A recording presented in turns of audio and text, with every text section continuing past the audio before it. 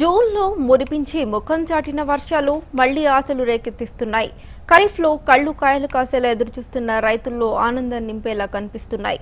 ఉత్తర పశ్చిమ బంగాళాఖాతంలో 2 ఆవర్తనాలు ఏర్పడ్డాయి. దీని ప్రభావంతో తెలుగు రాష్ట్రాల్లో పలుచోట్ల వర్షాలు కురుస్తున్నాయి. కరువు పరిస్థితులతో అల్లాడుతున్న తెలుగు రాష్ట్రాలకు ఉపరితల ఆవర్తనాలు ఆశలు రేకెత్తిస్తున్నాయి. ఉత్తర పశ్చిమ బంగాళాఖాతంలో 2 ఉపరితల ఆవర్తనాలు ఏర్పడ్డాయి. దీనికి తోడుగా ఈ నెల 26న పశ్చిమ మధ్య బంగాళాఖాతంలో అల్పపీడనం ఏర్పడే అవకాశం ఉందని అధికారులు తెలిపారు.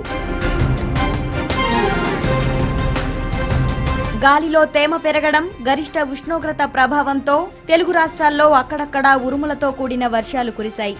కొద్ది రోజులుగా ఎండవేడిమితో అల్లాడుతున్న ప్రజలకు ఈ వర్షాలు ఉపశమనం కలిగిస్తున్నాయి.